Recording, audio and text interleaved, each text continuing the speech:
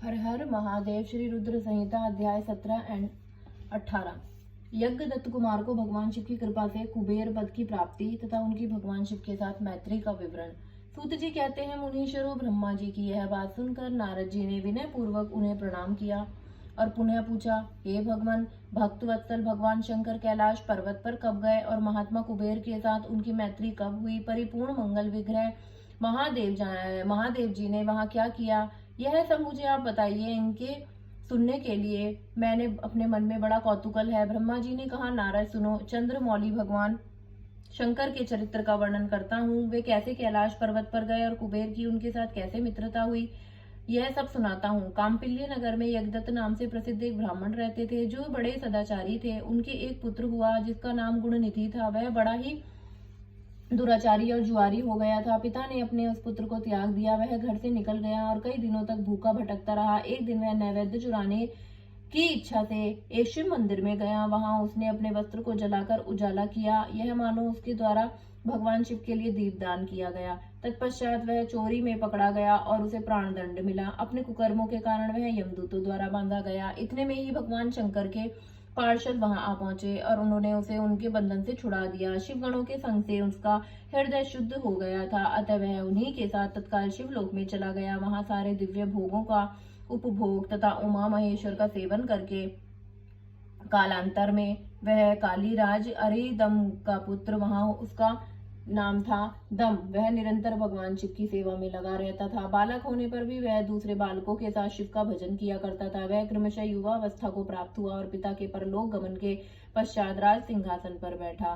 राजा दम बड़ी प्रसन्नता के साथ सब और शिव धर्मों का प्रचार करने लगे। भूपाल दम का दमन करना दूसरों के लिए सर्वथा कठिन था। ब्राह्मण समस्त शिवालयों में दीपदान करने के अतिरिक्त वे किसी दूसरे धर्म को नहीं जानते थे। उन्होंने अपने राज्य में रहने वाले समस्त ग्रामाध्यक्ष को बुलाकर यह आज्ञा दे दी कि शिव मंदिर में दीपदान करना सबके लिए अनिवार्य होगा। जिस जिस ग्रामाध्यक्ष के गांव के पास जितने शिवालय हों, वहां वहां बिना कोई विचार किए सदा दीप जलाना चाहिए। आजीवन इसी धर्म का पालन करने के कारण राजा दम ने बहुत ही बड़ी धर्म संपत्ति का संचय कर लिया। फिर भी वे काल धर्म के अधीन हो गए। दीपदान की वासना से युक्त होने के कारण उन्होंने शिवालयों में बहुत से दीप जलवाए और उसके फलस्वरूप जन्मांतर में वे रत्नमय दीपों की प्रभा के आश्रय हो अलकापुरी के स्वामी हुए।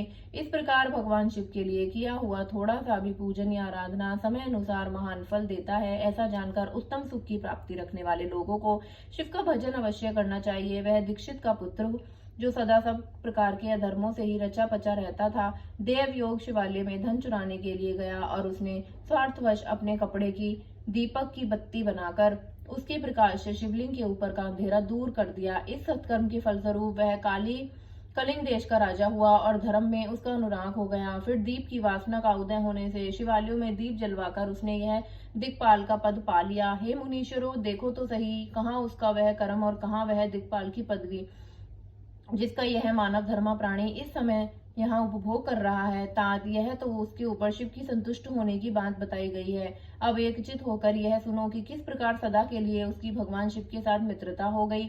मैं तुम्हें इस प्रसंग का वर्णन करता हूँ। हे नारद, पहले के पद्म कल्पकल की बात है। मुझे ब्रह्मा के मानस पुत्र पुलसत्य से विश्रा का जन्म हुआ और विश्रा के पुत्र वैष्णव कुबेर हुए। उन्होंने पूर्व काल में अत्यंत उग्र तपस्या के द्वारा त्रिनेत्रधारी महादेव जी की आराधना करके विश्वकर्मा की बनाई हुई इस अलकापुरी का उपभोग किया।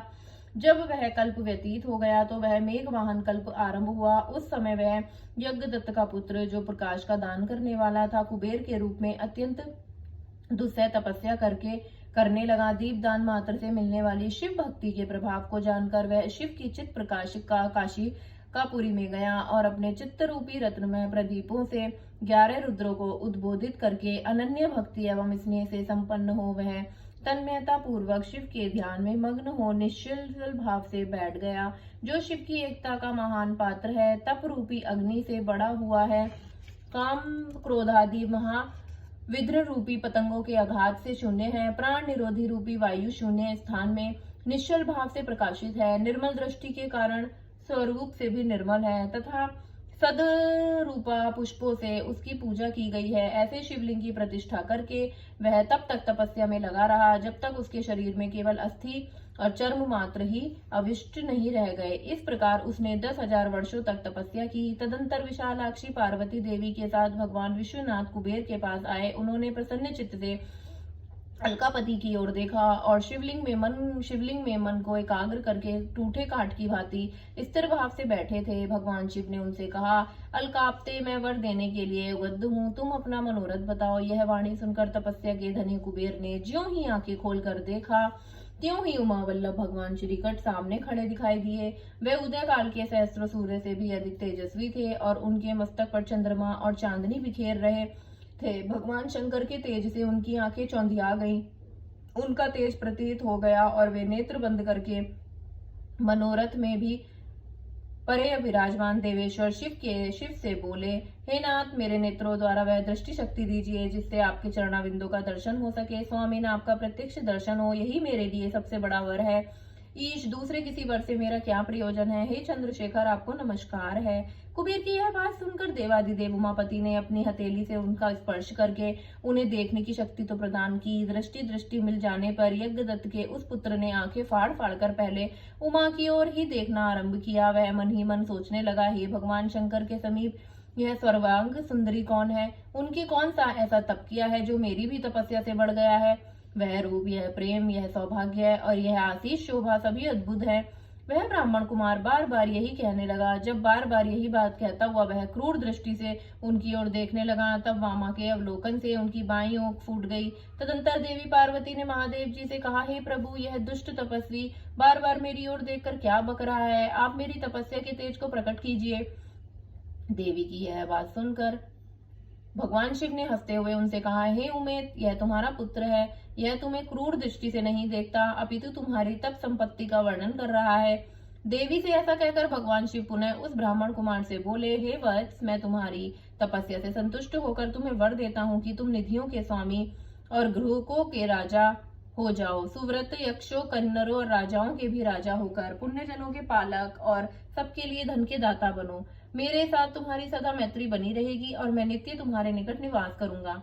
मित्र, तुम्हारी प्रीति बढ़ाने के लिए मैं अलका के पास ही रहूंगा। आओ, इन उमा देवी के चरणों में साष्टांग प्रणाम करो, क्योंकि ये तुम्हारी माता हैं। महाभक्त यज्ञदत्त कुमार, तुम अत्यंत प्रसन्न चित्त से इनके चरणों में गिर जाओ। ब्रह्मा जी कहते हैं, नारद, इस प्रकार वर देकर भगवान शिव ने पार्वती देवी से फिर कहा, देवेश्वरी, इस पर कृपा करो। तपस्विनी यह तुम्हारा पुत्र है। भगवान शंकर का यह कथन सुनकर जगदम्बा पार्वती ने प्रसन्नचित हो यज्ञदत्त पुत्र कुमार से कहा, वत्स, भगवान शिव से तुम्हारी सदा निर्मल भक्ति बनी रहे। तुम्हारी बाईं आंख तो फूटी ही गई है, इसीलिए यह है एक ही पिंगल नेत्र से युक्त रहो। महादेव जी ने जो वर दिए हैं वे सब रूप उसी रूप में तुमसे सुलभ हो। बेटा, मेरे रूप के प्रति ईर्ष्या करने के कारण तुम कुबेर नामक नाम से प्रसिद्ध होगे। इस प्रकार कुबेर को वर देकर भगवान महेश्वर पार्वती देवी के साथ अपने विश्वेश्वर धाम में चले गए। इस प्रकार कुबेर ने भगवान शंकर की मैत्री प्राप्त की और अलकापुरी के पास जो कैलाश पर्वत है वह भगवान शंकर का निवास हो गया। हर हर महादेव, जय मां पार्वती।